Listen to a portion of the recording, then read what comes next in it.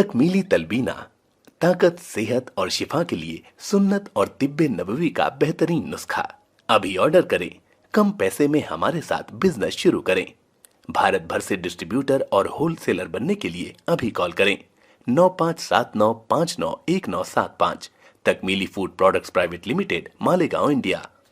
अस्सलामुअलैकुम नाजरीन, सलामती हो आप पर जहाँ भी आप हों। कैलेंडर पर आज तारीख़ है 8 ज़ुल्हिज्जा, अंग्रेज़ी तारीख़ जुलाई भी 8 है। अपने मेज़बान राही हिजाज़ी से आलमी ख़बरें सुनिए। मुत्तहिदा अरब इमारात में ईद उल अज़हा की नमाज और ख़ुतबे का दौरानिया 20 मिनट। मुत्तहिदा अरब इमारात की हुकूमत ने ईद उल अज़हा की नमाज, क़ुरबानी और हज से वापसी के बाद मामूल की ज़िंदगी गुजारने के लिए ज़रूरी एहतियाती तदाबीर और कोविड से बचाव के लिए पाबंदियों का ऐलान किया है।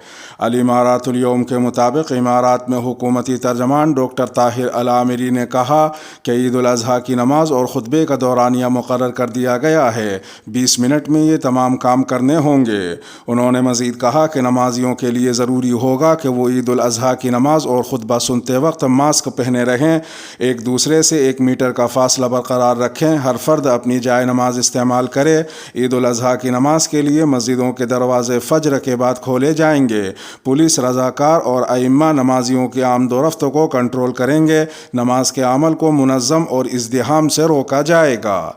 उनका ये भी कहना था कि ईद की नमाज से क़ब्ल तकबीरात नश्र करने के लिए लाउड स्पीकर आधे घंटे के लिए खोले जाएंगे। तर्जमान ने कहा कि ईद उल अज़हा पर नमाजी एक दूसरे से मुसाफा न करें, सलाम पर इक्तिफ़ा करें और दूर से मुबारकबाद दें। ईदी तकसीम करने के लिए ऑनलाइन सिस्टम इस्तेमाल करें। एक फैमिली के अफराद ईद मिलन का एहतमाम करें और समाजी फासले की पाबंदी करें। इसका ख्याल उस वक्त ज़्यादा रखा जाए जब तकरीब में बूढ़े और लाइलाज बीमारियों में मुब्तला अफराद मौजूद हों।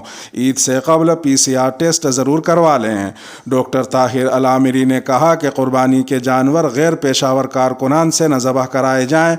जो ऐसा करेंगे उनके खिलाफ कार्रवाई होगी। मवेशियों की मंडी और मज़बा खानों पर छापे मारे जाएंगे। 10 लाख आज़मीन हज मैदान आरफा पहुँच गए, लब्बैक की सदाएँ। दुनिया भर से सऊदी अरब पहुँचने वाले लाखों फ़र्ज़ंदान तौहीद मनासिक हज की अदायगी में मसरूफ़ हैं। 10 लाख से ज़ायद आज़मीन हज लब्बैक की सदाओं में मिना पहुँचे। आज़मीन ने कल रात मिना में ख़ैमों में क़ियाम किया और आज हज का रुकन आज़म वक़ूफ़ आरफा अदा करने के लिए मैदान आरफात पहुँचे, जहाँ मस्जिद नमरा और जबल रहमत के गिर्द वसी मैदान में क़ियाम करेंगे।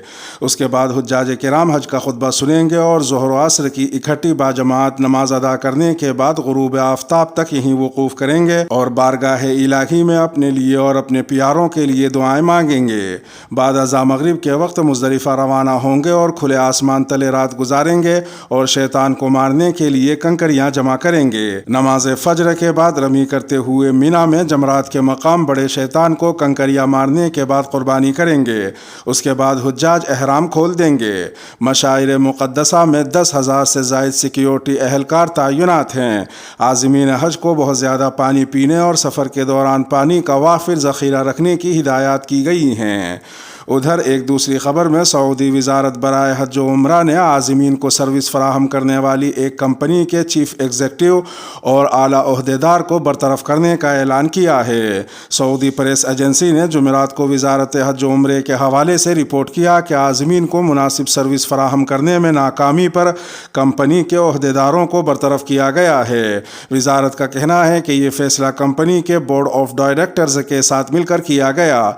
वज़ारत की जानिब से जारी बयान में कहा गया कि बरतरफ होने वाले ओहदेदारों की तहक़ीक़ात की जाएंगी। वज़ारत का कहना है कि हज के दौरान मुख्तलिफ़ कंपनियों की जानिब से फ़राहम करदा सर्विसेज को करीब से मॉनिटर किया जाता है ताकि मेयारी इक़दामात को यकीनी बनाया जाए। वज़ारत का कहना है कि आज़मीन को फ़राहम करदा सर्विस में किसी किस्म की कोताही बर्दाश्त नहीं की जाएगी।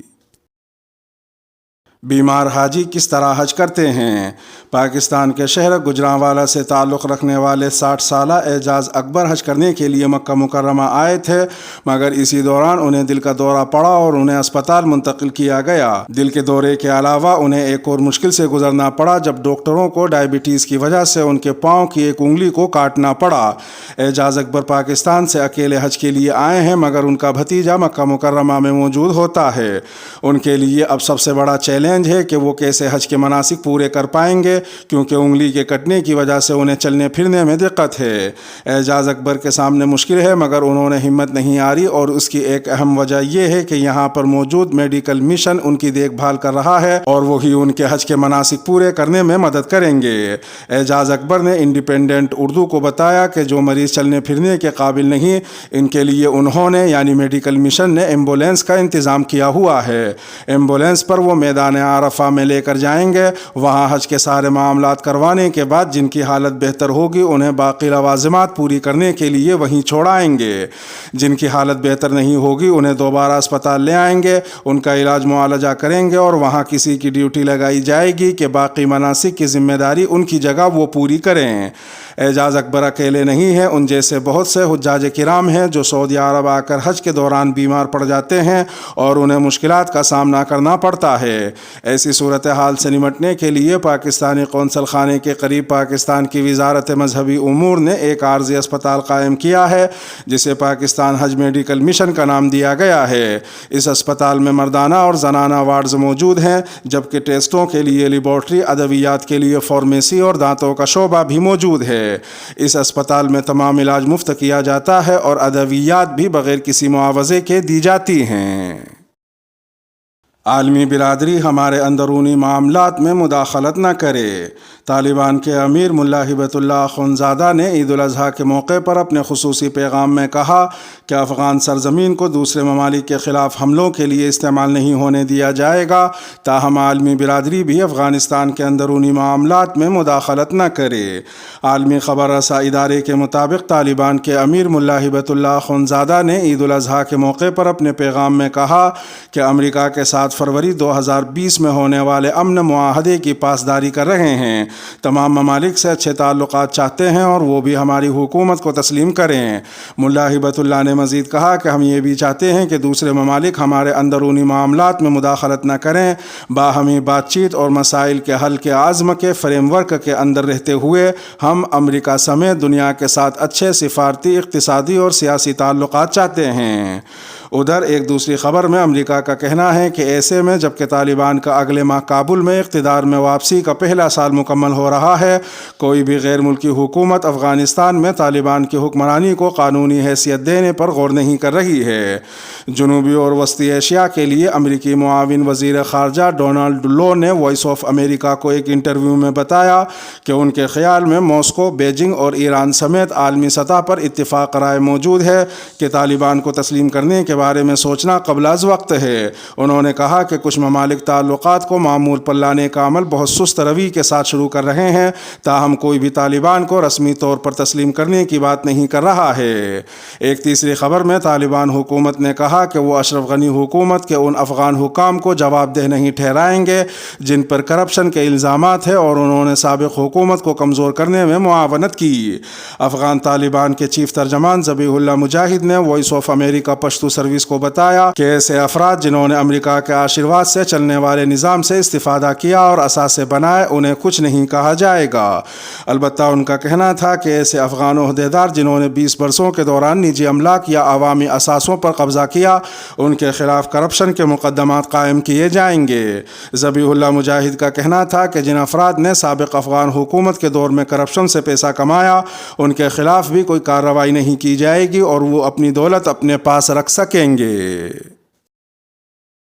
بلوچستان میں بارشوں سے مزید 15 ہلاکتیں۔ بلوچستان میں گزشتہ 24 گھنٹوں کے دوران سیلابی ریلوں میں ڈوبنے، دیواریں اور مکانات گرنے کی وجہ سے مزید 15 افراد ہلاک ہو گئے ہیں۔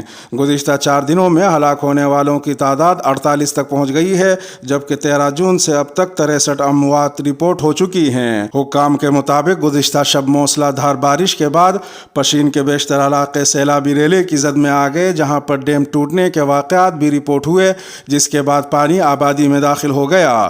ڈپٹی ڈپٹی کمشنر پشین ظفر علی نے بتایا کہ پشین کے علاقوں میں رات گئے ریلا اس وقت آبادی میں داخل ہوا جب لوگ سو رہے تھے۔ ریلا 3 سے 4 فٹ اونچا تھا، جس کے بعد لوگوں نے بھاگ کر محفوظ مقامات پر پناہ لی۔ ڈی سی کے مطابق محفوظ مقامات پر جانے کی کوشش میں 5 افراد ریلے میں بہہ گئے، جن کی لاشیں تلاش کرنے میں انتظامیہ کو 12 گھنٹے لگے۔ سیلاب سے انگور اور ٹماٹر اور دیگر زرعی فصلات کو نقصان پہنچا ہے۔ ادھر ایک دوسری خبر میں پاکستان انٹرنیشنل ایئر لائنز عید الاضحیٰ کے دوران مسافروں کی سہولت کے لیے کرایوں میں 20% کمی کرے گی۔ کرایوں میں کمی کی سہولت عید کے تینوں دن اندرون ملک پروازوں کے لیے میسر ہوگی۔ واضح رہے کہ پاکستانی حکومت نے عید الاضحیٰ کے موقع پر ملک بھر میں 5 چھٹیوں کا اعلان کر رکھا ہے۔ جاپان کے سابق وزیر اعظم پر قاتلانہ حملہ۔ جاپان کے سابق وزیر اعظم شنزو آبے پر قاتلانہ حملہ کیا گیا ہے۔ نارا شہر میں انہیں اس وقت گولی ماری گئی جب وہ ایک سڑک پر لوگوں سے خطاب کر رہے تھے۔ تقریر کے دوران ایک نامعلوم شخص نے انہیں پیچھے سے گولی ماری۔ پولیس نے شنزو آبے پر حملہ کرنے والے شخص کو گرفتار کر لیا ہے۔ جاپان کے سرکاری چینل NHK کے مطابق شنزو آبے کو فوری طور پر اسپتال لے جایا گیا، جہاں ان کی حالت انتہائی نازک بنی ہوئی ہے۔ ادھر ایک دوسری خبر میں سری لنکا کے صدر نے روس کے صدر ولادیمیر پوتین سے ایندھن برآمد کرنے کے لیے مدد مانگی ہے۔ صدر گوٹاپا راجا پکشے کا کہنا ہے کہ ان کی صدر ولادیمیر پوتین کے ساتھ بہت مفید بات چیت ہوئی ہے۔ واضح رہے کہ سری لنکا کے توانائی کے وزیر نے چند روز قبل کہا تھا کہ ملک میں پیٹرول ختم ہونے کے قریب ہے۔ صدر گوٹاپا راجا پکشے نے بتایا کہ انہوں نے صدر ولادیمیر پوتین سے ادھار میں ایندھن دینے کی درخواست کی ہے۔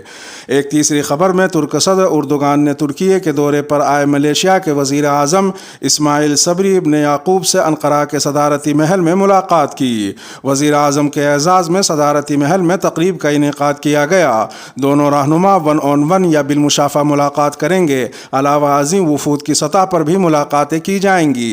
دو طرفہ تعلقات کو فروغ دینے کے لیے مختلف یادداشتوں پر دستخط بھی کیے جائیں گے۔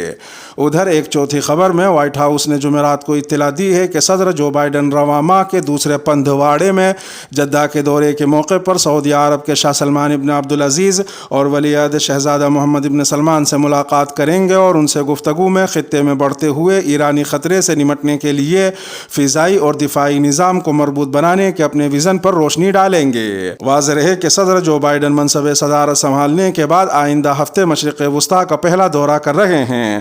جان کربی نے ان کے روانہ ہونے سے قبل صحافیوں سے بات چیت میں کہا کہ وہاں یعنی مشرق وسطیٰ میں جو کچھ ہوتا ہے وہ یقینی طور پر ہمارے گھر میں ہمیں متاثر کرتا ہے۔